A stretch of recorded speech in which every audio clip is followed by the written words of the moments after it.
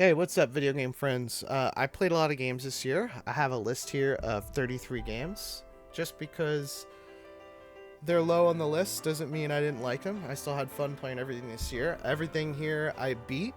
Some of the games I played in the past, like Hotline Miami and Dead Cells, I didn't put on the list. It didn't feel fair to rank a game I played before, since I wanted this list to be kind of like a first impressions of everything I played this year.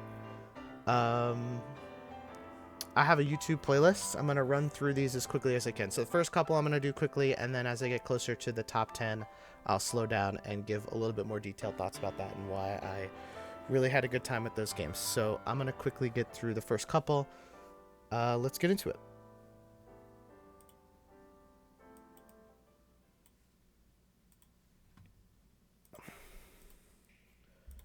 First game we got on here, Little Gator game. It was fun, cute little game. I could have used a little bit more combat mechanics, but I get it. It's for kids. It's supposed to be a fun playground. I think it does what it's trying to do really well, but yeah, that's not for me.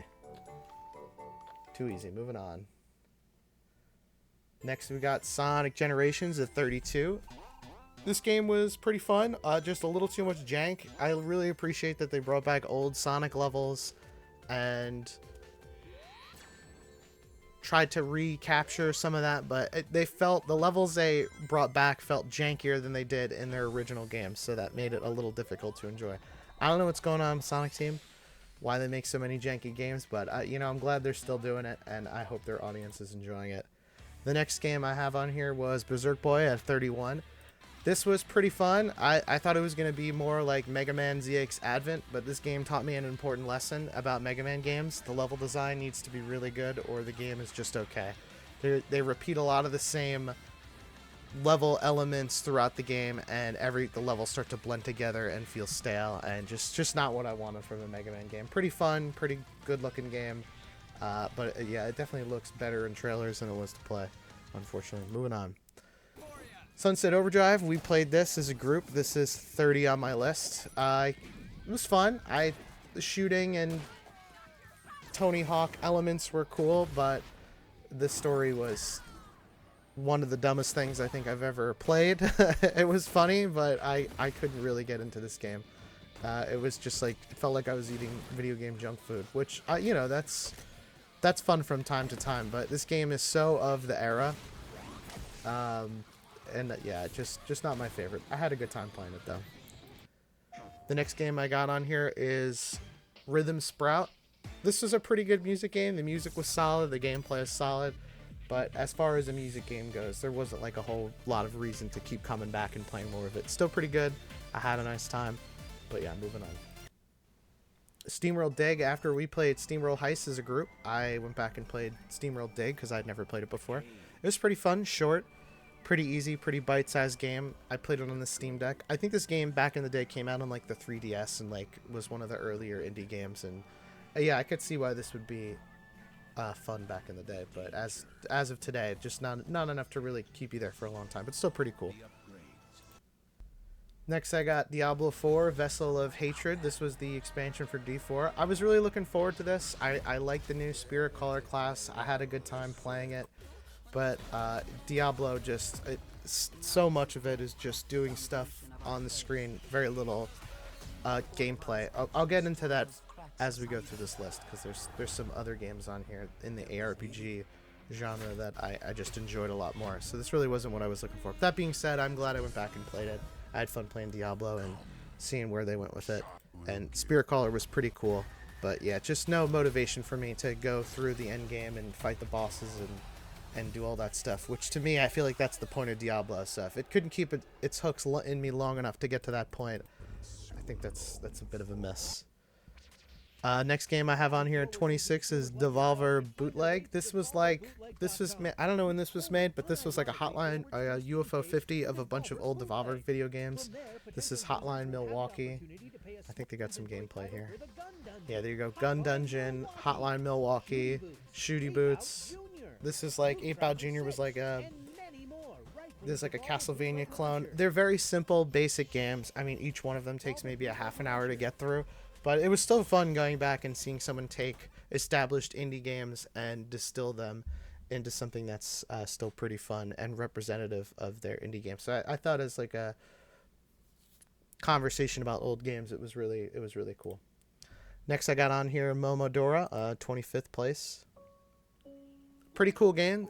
I played the other Momodora games and the other game the studio made. I had really high hopes for this game, but it was just okay. I think the original Momodora game is great, and it's worth playing the sequel if you want more Momodora. But I think if you're going to go back and play these games, they have really good game feel to them, really beautiful pixel art, and a really creepy and serene world. There's some really cool bosses in this game as well as the original. So good if you want more Momodora, but by no means did it really surpass the original, which is what I was hoping for. Okay, next I have on here, I have Tears of the Kingdom, but I don't have an actual trailer for Tears of the Kingdom. I have a tutorial for making the hover bike. I don't know if you guys have played Tears of the Kingdom, but you can make a little hover bike.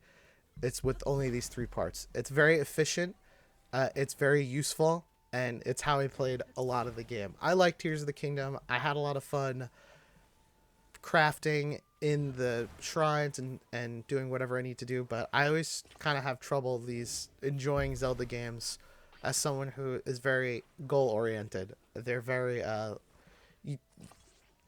much a sandbox, and I think that's cool, but I don't know. I couldn't get too into it.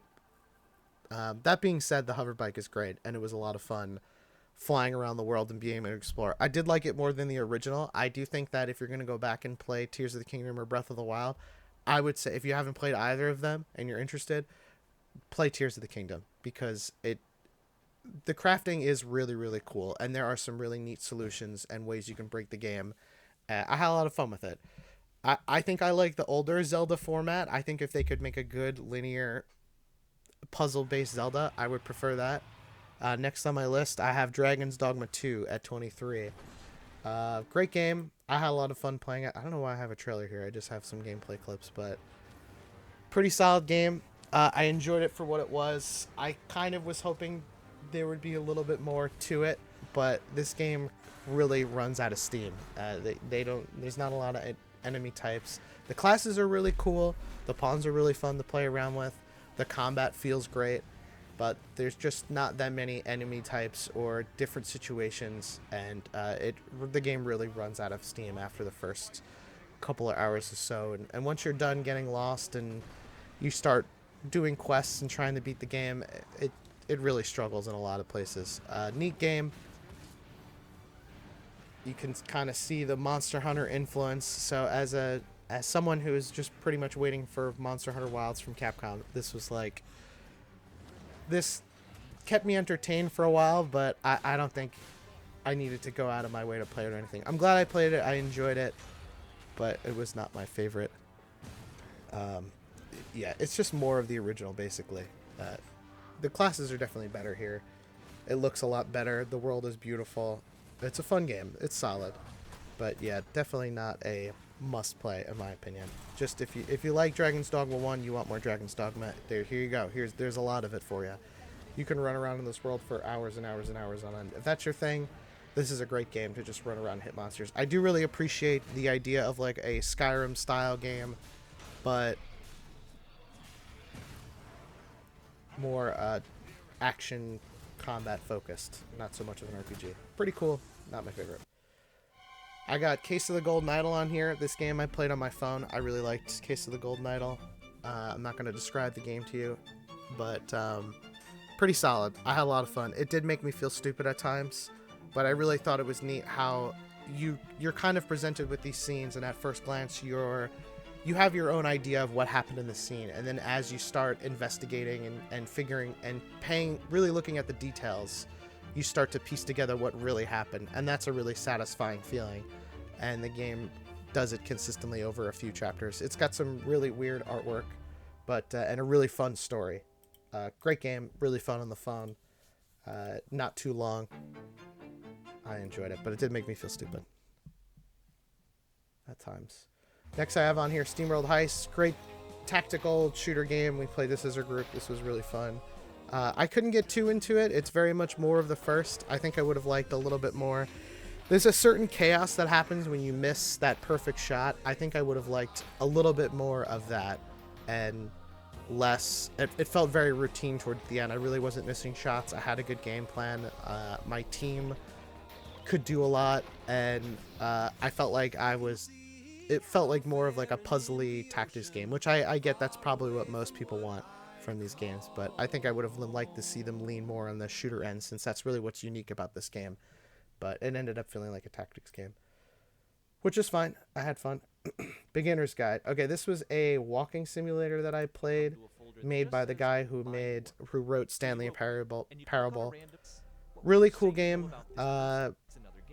It really gives you the impression of like a fictional game designer and like kind of what they're thinking of, and they have all these little weird projects. As someone who makes games and has a lot of my own weird projects, this really connected with me. So I don't think it's for everybody, but I think if you make games, this was a really good.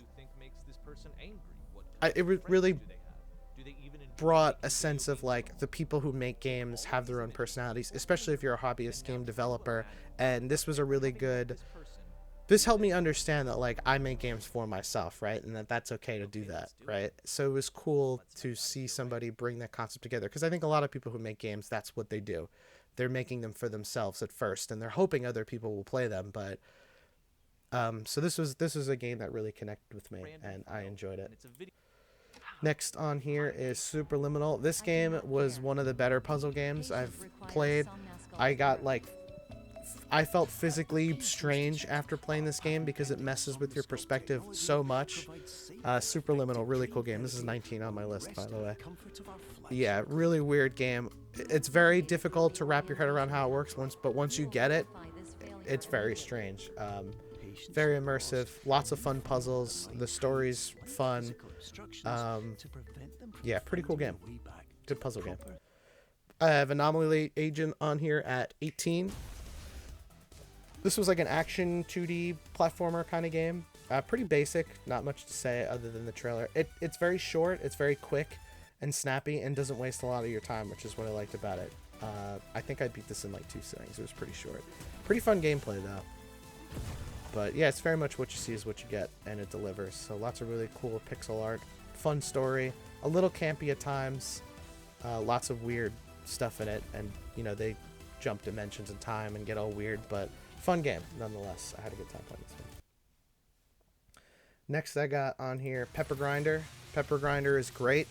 This was a really fun, very similar to Donkey Kong in level design and execution. It was short, but all the levels were doing something unique and fresh, and the core mechanic is really well utilized. Boss fights are really interesting. Beautiful game. Yeah, just fun to play. Just fun to sit down and play and get through. I really enjoyed Pepper Grinder. Yeah, again, same thing. What you see is what you get. Just fun. Next on here at 16, Resident Evil 4 Remake. I liked Resident Evil 4 Remake. It was not my favorite game that I played this year, but pretty fun. I really was not expecting to enjoy the whole experience, but once I got past the village, I started having a good time, and once I had some guns and I made it to the castle, I realized what I like so much about this game. I do like the camp. I do like how crazy and weird they get. I do like all the different environments. I can't believe how much the original game had in it. There's so many levels and enemies and things go. Well, not too many enemies, but there's a lot going on, and it was pretty fun. Ashley sucks, but that's okay. Still fun game. Moving on. Wulong at 15. We're about halfway there. I played this with my brother. This was really fun. This is just Team Ninja doing Neo, but you're the hero of China. Can't beat that. I had a good time playing this, though. It was pretty fun. Good combat. Solid mechanics. Great game. Yeah, not much to say here. I've played every Team Ninja game at this point. This was a pretty good one. Pretty fun. Bosses weren't too bad. The level design is weird that you have to run around and collect all the flags. I didn't love that. Not my favorite. But still enjoyed it. Still had a good time. Next on here I have Wild Hearts. This is a Koei Tecmo's Monster Hunter. It was pretty cool. The Monster Hunter fights were kind of rough, but the rest of the game, like building stuff in the world, the katakuri, these little traps that you make out of, I don't know, mythical Japanese wood, whatever that's supposed to be, those are really fun and really cool to use. And the way like you kind of build out the world yourself, that was really fun. I thought it was a really fresh idea. The actual monster fighting was kind of rough, but the tools that you use really steal the show. I mean, obviously this trailer is all about them, and I think that's for good effect. Pretty cool game. I had a lot of fun playing it. I think if I played this game with a group, I would have really enjoyed it a lot more, because it's kind of challenging solo because the enemies have such big hitboxes and you don't have a ton of ways to defend yourself. You have to use the katakuri to defend yourself, which feels really fun in a group when you're all building stuff and using the items together. I started playing this game solo, then I went online and started having a much better experience because, again, it was really fun to build stuff with a group of people to fight a monster. Really cool game, really neat concept. It's too bad it didn't really find its audience, because I think it was I think it's cool to see somebody bringing fresh ideas to the hunting genre. But yeah, pretty neat. Next, I got Final Fantasy Rebirth. I thought I was going to enjoy this game a lot more. I liked the first game, but I thought the combat was kind of annoying. I felt the same way about this. I felt like a lot of what I needed to do was locked behind the menus. Is there gameplay in this trailer? There's no gameplay in this trailer, so that kind of tells you what you need to know about this game. It's a lot of cutscenes. They take a lot of liberties with the Final Fantasy story, which, you know, I appreciate that they're not telling the same story. But I do like the Final Fantasy VII characters. I will go back and play the third one when that comes out. I will buy it and release and play it. I sunk cost fallacy. But, yeah, I didn't enjoy it as much as I thought. It's cool that there was like an open world elements. It's really cool seeing an old game that you grew up with kind of given the AAA treatment. It makes me think of all the games that I would love to see have AAA versions of themselves, but still pretty cool, still pretty fun. Music is wonderful, score's great, the visuals are great, the open world is gorgeous. Pretty fun game. What do we got on here? We are at number 12. Jusant.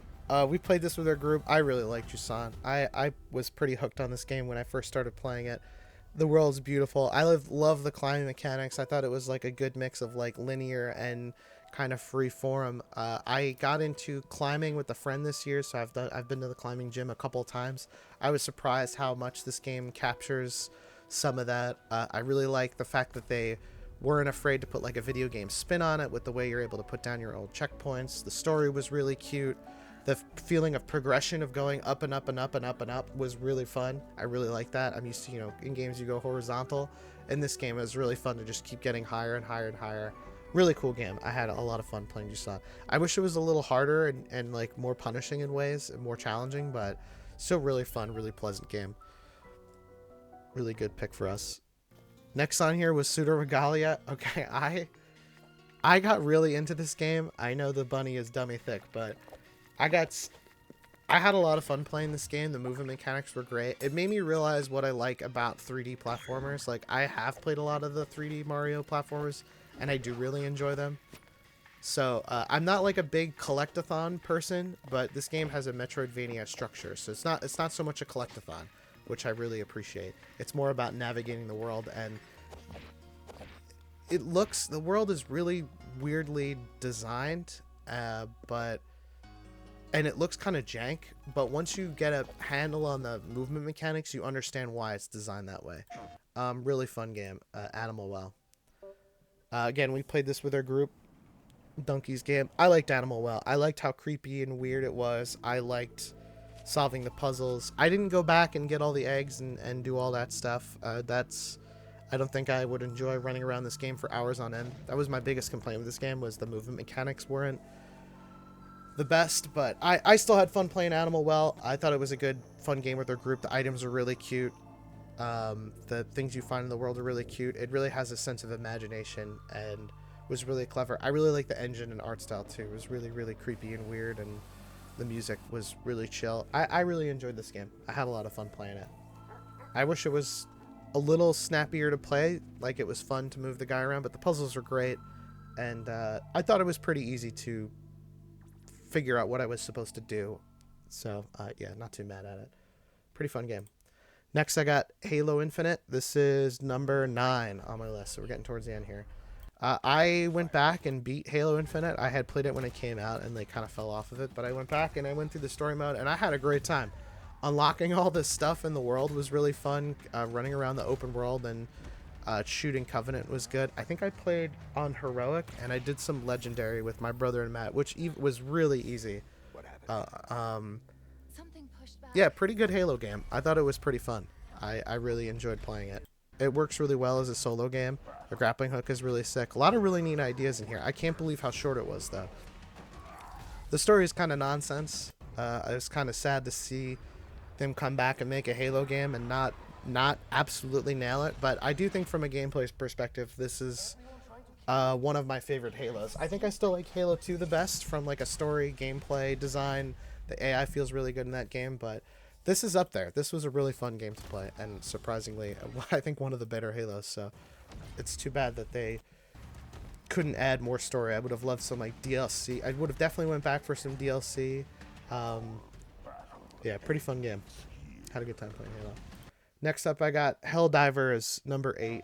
I loved Helldivers. When this game came out and everyone was playing it, other than the server issues, this is the DLC trailer that introduced the car, which I went back and I played a little bit of. I love Helldivers. I wish this was a little bit more, had more of like an objective, but the stories that come up organically playing this game was really fun. I think if the levels weren't so big and long and it was a little easier to have like quick play sessions, I would have played more of this game, but still really fun. I had a really great time playing it, and I really love the design of just like a multiplayer game. You can jump in and out of with your friends. You don't have to level up. You don't have to do a story. You just fart around and fight aliens. It's a really cool design concept, and I'm glad the game had a lot of success. It definitely deserved it. We got Rise of the Ronin at number 7. I liked Rise of the Ronin a lot. This is my favorite Team Ninja game. The recreation of Japan is really cool. The Team Ninja mechanics are all here from Neo. It's a little simpler and watered down, which is unfortunate, but I had a lot of fun playing it. There's a lot of really neat weapons. The story, it retells an actual story of the history of Japan, which is really cool. I definitely absorbed a lot more of it than I did in Wulong, which does a similar thing, but with the story of China. That game takes a lot more liberties with the history of China and has spirits and monsters and demons and all that stuff. This game was really grounded, though, which I really appreciate that Team Ninja was able to focus on telling a story. It's very character focused. It romanticizes a lot of old figures in history that had complicated motivations, but it was still pretty fun. I had a good time, and the way it like grapples with the idea of like Western concepts being introduced to Japan, both through gameplay and through the storytelling, was pretty cool. I was kind of impressed that Team Ninja made a decent story game. A lot of their other games are kind of nonsense from a story perspective, in my opinion. Not nonsense, but they don't quite deliver, and they can't seem to keep from getting all weird on it. But this one was pretty grounded, and I enjoyed that. So pretty fun game. I had a good time playing it. Next, I got UFO 50. This game, when it came out and I played it, it's very overwhelming, but once you get the hang of these games and you start to figure out that they all have like their own mechanics and skill to them, it becomes really fun. It's a great game to play with friends, right? Like talk about with friends, because you can mention a game and they can check it out, and if they own UFO 50, they have it in the collection, and everybody's going to have their own favorites. It's fun talking to people and watching people play UFO 52. Just a great game. Like really 50, like I wish, a lot of people will knock this game for being like kind of overly NES inspired. I think it's great for that reason. I think it's better than a lot of old NES games. I don't think people remember how tough these games were and brutal they were. But a lot of the games here, they have very clear rules and like advanced mechanics that you will discover on your own, which I think is really, really cool. And you know, it's fun to share tech with your friends. Really, really fun Really great game, UFO 50. If you don't have it, it's easily worth 15 bucks. I mean, it is the easiest game to buy for somebody, recommend to somebody, because you're going to find something in here to justify the cost. You're going to have a favorite game in here. There are games in here that I like. Ranger is one of my favorite Metroidvanias, right? It's a great Metroidvania in its own right. There are a lot of really great games here. They're a little on the bite-sized end, but still, a lot of them, like, you will have to complete in more than one session. I think it takes people like 100 hours or so to like fully beat all of the games. So not a short game by any stretch. Really fun to enjoy over time. Yeah, UFO 50, great game. Number 5, I got Titanfall. Titanfall was great. Awesome first-person shooter. Probably one of the best ones I've ever played. It's a shame that it's not longer. That is the only reason why I don't have it higher on my list. The story was fun. The gameplay is great. I think I beat this in like 2 sittings. Yeah, really fun. Good challenge to it on hard. Awesome game. I gotta check out the multiplayer. Yeah, not too much to say on Titanfall 2. Just a great one of the best first-person shooters. I could see why so many people want a Titanfall 3. It's a shame that they haven't made a single-player game, because they really knew what they were doing when they made this. So, awesome game. Number 4, I got Shadows of the Erdtree. Oh, it's more Elden Ring. Yes, Elden Ring. I loved Elden Ring. I think it's one of the first Souls games in a while that I went back and beat on release, other than Sekiro. I love this game. I love Elden Ring. If you've never played Elden Ring, check it out, especially when it's on like sale for 20-30 bucks. I think these games have a reputation for being brutal, but just exploring the open world and finding goodies and items, this is just more Elden Ring. And the level design here is beautiful. I love the bosses in this game more than the original. I just like Shadows of the Erdtree more than the original. I would probably put it higher on my list, but it's just more Elden Ring. It doesn't really change too much about the format. It introduced some pretty cool weapons, but yeah, it was really fun being able to jump into the DLC. You know, I had my character build already figured out. I knew what weapons I wanted to use. So it was really fun going back and playing Elden Ring and not feeling overwhelmed, and just being able to enjoy the bosses and the world, and not having to feel like I needed to figure out, you know, get a good weapon, or where should I be going next. Like, it was, since I already understood the language of the game, it was really easy to just jump in and have a great time. But there's a lot of game here. If you've I don't think anybody needs to rush to play Shadows of the Erdtree. Play the base game. The base game is great in its own right. But if you love Elden Ring, you have to go back and play more of this. It's everything you love about Elden Ring and more. But great game. Love Elden Ring. Next, I have number 3, V Rising. Oh man, I really liked V Rising.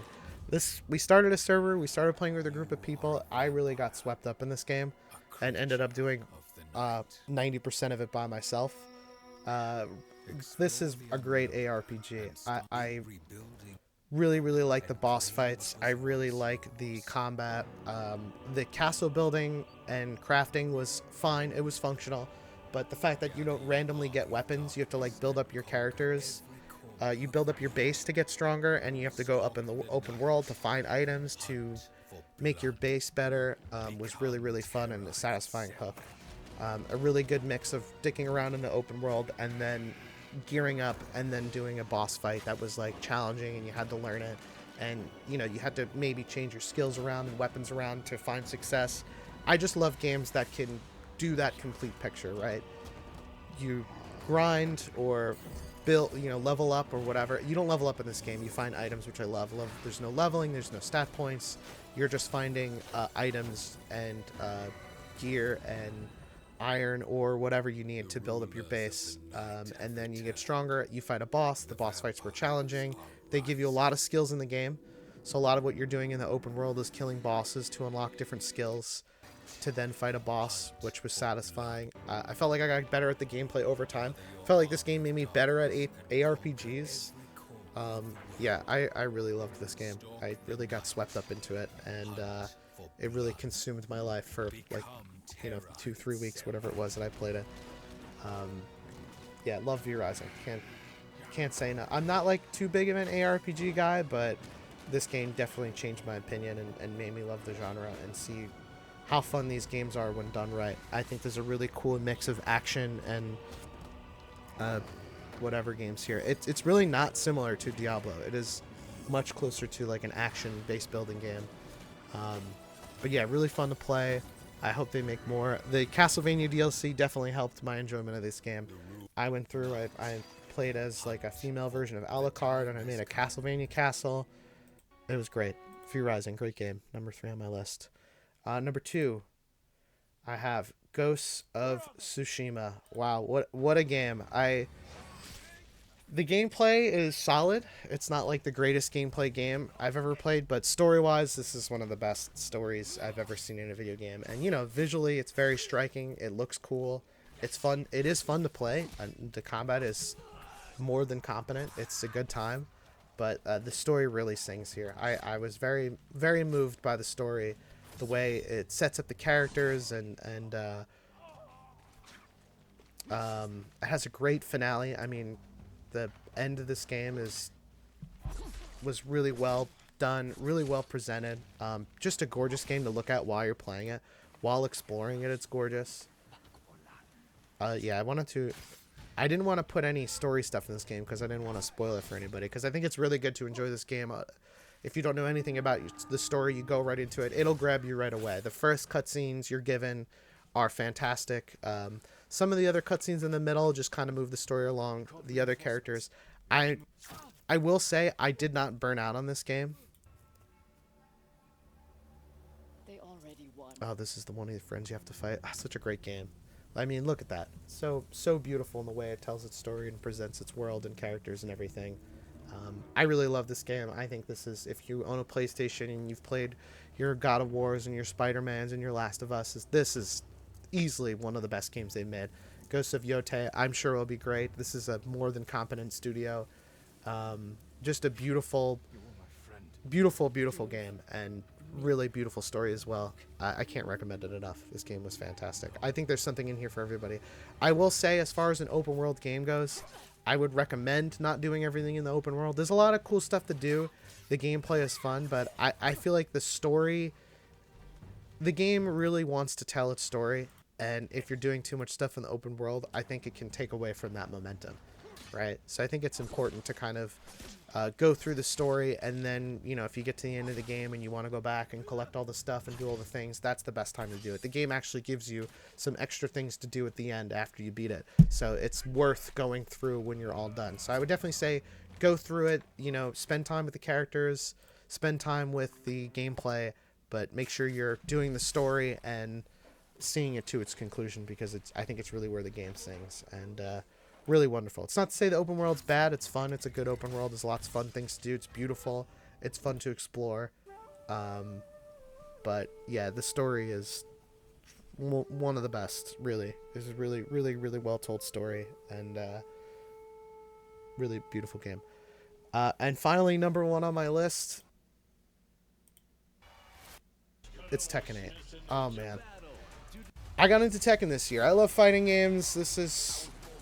But this game made me realize that not only do I love fighting games, but I love 3D fighting games. The online's great. I learned the game.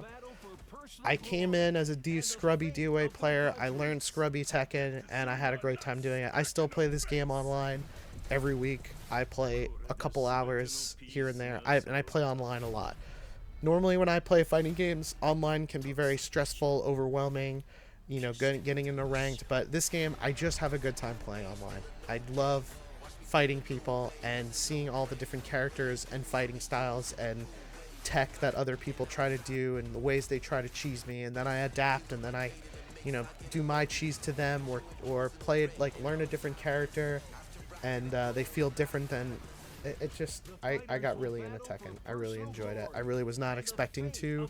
I kind of bought this game on a whim and was like, you know, $70, maybe I'll enjoy it. I like fighting games, but yeah, I got swept into Tekken. It's the fighting game I played the most of in the last few years. I wish I could say I got better at it, but I got decent. I can play some Tekken, and yeah, just made me realize what I love about fighting games, which is just like a good online experience. You know, I like a fighting game that can give me good matches, and I don't think it's for everybody, but I think if you played DOA and you're waiting for a new DOA game, I think Tekken is a good filler. I'm really excited for Virtua Fighter now. But yeah, just everything I love about fighting games really changed my opinion on fighting games. But yeah, that's my list. That's the Kennys. I hope you enjoyed. And yeah, thanks for watching.